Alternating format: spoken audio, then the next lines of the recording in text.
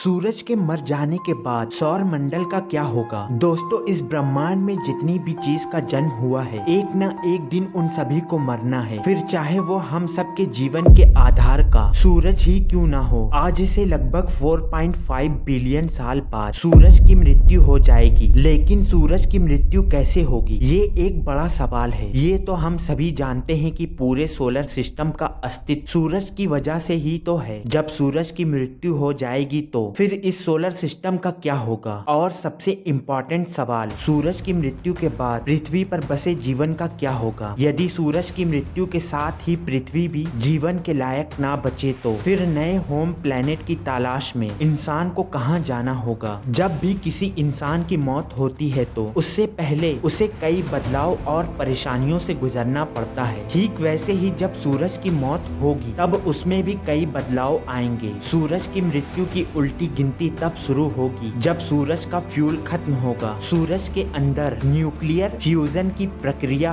होती रहती है। न्यूक्लियर फ्यूजन की यह प्रक्रिया हाइड्रोजन का हीलियम में कन्वर्ट करता है और यही हीलियम सूरज के एनर्जी के तौर पर काम करता है। वर्तमान में सूर्य का कोर प्रति सेकंड 600 मिलियन टन हाइड्रोजन को हीलियम में कन्वर्ट करता है। जब सूरज का सोर्स ऑफ एनर्जी खत्म हो जाएगा तब इसकी मृत्यु की उल्टी गिनती शुरू हो जाएगी। एनर्जी खत्म होने के बाद सूरज काफी बड़ा हो जाएगा। सूरज का आउटर लेयर एक्सपेंड होने लगेगा और सोलर सिस्टम पर इसका कब्जा भी बढ़ने लगेगा। आकार बढ़ते बढ़ते सूरज रेड जाइंट में बदल जाएगा। रेड जाइंट में बदलने के बाद सोलर सिस्टम भी बर्बादी की ओर बढ़ने लगेगा। सूरज के नजदीक स्थित मरकरी और व्यूनस सूरज की चपेट में आएंगे। दोनों ही प्लेनेट हॉट रेड जाइंट से निकलने वाली अधिकतर तापमान के कारण पिघलकर सूरज में समा जाएंगे। मरकरी और व्यूनस के बाद सूरज का अगला शिकार पृथ्वी होगा। पृथ्वी पूरी तरह पिघलकर सूरज में मिलेगा या नहीं, यह इस बात पर डिपेंड करता है कि सूरज का आकार बढ़ना बंद हुआ है या नहीं। यदि सूरज का आकार बढ़ना बंद भी हो जाए तब भी पृथ्वी सूरज के हाई टेम्परेचर को झेल नहीं पाएगा। पृथ्वी भी ऑलमोस्ट पिघल जाएगी और इसका सिर्फ आयरन कोर ही बचेगा। इनर प्लेनेट के बाद अब outer planet Jupiter, Saturn, Uranus और नेपच्यून की बारी होगी। ये सभी प्लेनेट सोलर सिस्टम के बेहद ही ठंडे क्षेत्र में स्थित हैं। जब सूरज का आकार बढ़ जाएगा तब आउटर प्लेनेट की सूरज से दूरी भी कम हो जाएगी। सूरज से निकलने वाली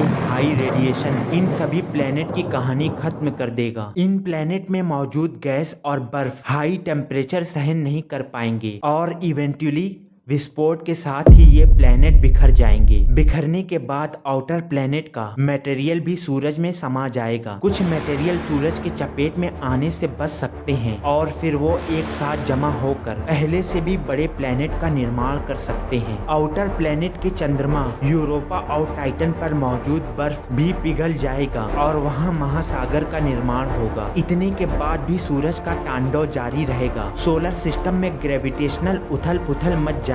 सोलर सिस्टम में मौजूद ऑब्जेक्ट अपने ऑर्बिट से भटक जाएंगे। यदि सूरज के हाई टेम्परेचर से आउटर प्लेनेट बचे भी रह गए तो ग्रेविटेशनल उथल पुथल की स्थिति में उनकी कहानी खत्म हो जाएगी। सूरज के अनस्टेबल ग्रेविटी के कारण ऑब्जेक्ट इधर उधर भटकने लगेंगे। कई ऑब्जेक्ट और प्लेनेट एक दूसरे से टकरा सकते हैं या फिर सोलर सिस्टम से बाहर जा सकते हैं। सूरज की मृत्यु आज से लगभग 4.5 बिलियन साल बाद होगी और हम इस घटना के बाद अपने लिए नए घर की बात कर रहे हैं। लेकिन वैज्ञानिकों का मानना है कि हमें नए घर की तलाश करने की जरूरत ही नहीं पड़ेगी। वैज्ञानिकों का ऐसा इसलिए कहना है क्योंकि उनके अनुसार इस घटना के घटित होने से लगभग 3.5 बिलियन साल पहले ही पृथ्वी पर जीवन खत्म हो जाएगा। समय के साथ ही सूरज के फ्यूजन रिएक्शन में लगातार बढ़ोतरी होती रहती है। फ्यूजन रिएक्शन में बढ़ोतरी होने की वजह से सूरज का तापमान भी लगातार बढ़ता जा रहा है। आज से लगभग 1 बिलियन साल बाद सूरज का तापमान इतना हो जाएगा कि इंसान समेत किसी भी जीवन के लिए उसे झेलना असंभव हो जाएगा और फिर अत्यधिक रेडिएशन के कारण पृथ्वी पर जीवन विलुप्त हो जाएगा। यदि किसी भी तरह इंसान सूरज की मृत्यु तक पृथ्वी पर रहते हैं तो फिर उन्हें अपने नए घर की तलाश में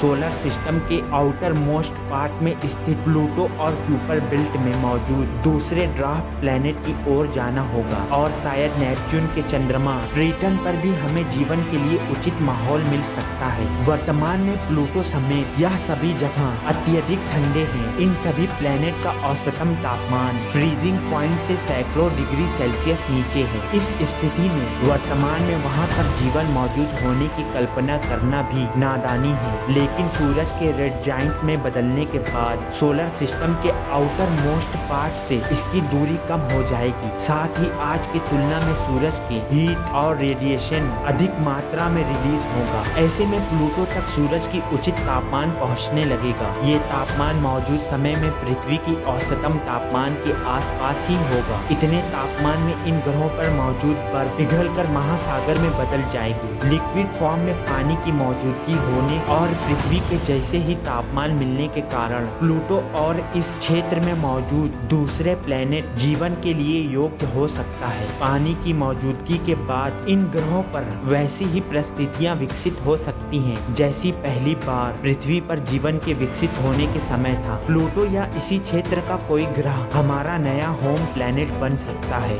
एटलीस्ट रेड जॉइंट में बदल चुका सूरज अपने जीवन के अंतिम पड़ाव पर पहुंच जाएगा। मृत्यु की स्थिति में पहुंचने के बाद सूरज व्हाइट ड्वार्फ में बदल जाएगा। इस समय सूरज काफी गर्म रहेगा और अत्यधिक मात्रा में जीवन के लिए खतरनाक एक्सरे रेडिएशन रिलीज करता रहेगा और फिर 1 बिलियन साल के अंदर सूरज मैनेजेबल टेम्परेचर के साथ एक जगह पर सेट हो जाएगा। व्हाइट ड्वार्फ की स्थिति में ही सूरज ट्रिलियन ऑफ द ईयर तक मौजूद रहेगा। ये व्हाइट ड्वार्फ एक नए हैबिटेबल जोन का निर्माण करेगा। चूंकि इस व्हाइट ड्वार्फ का तापमान बेहद कम होगा तो ये हैबिटेबल जोन भी व्हाइट ड्वार्फ से काफी करीब होगा। यदि इस हैबिटेबल जोन में किसी प्लेनेट का निर्माण होता है तो भी व्हाइट ड्वार्फ की ग्रेविटी इस प्लेनेट को चूर चूर कर सकता है। तो व्हाइट ड्वार्फ के आसपास जीवन लगभग नामुमकिन है। आप क्या सोचते हैं, सूरज की मृत्यु तक इंसान पृथ्वी पर मौजूद होंगे या नहीं? अगर हाँ तो फिर उनका नया होम प्लेनेट कहाँ होगा? अपने विचार हमें कमेंट में जरूर बताएं।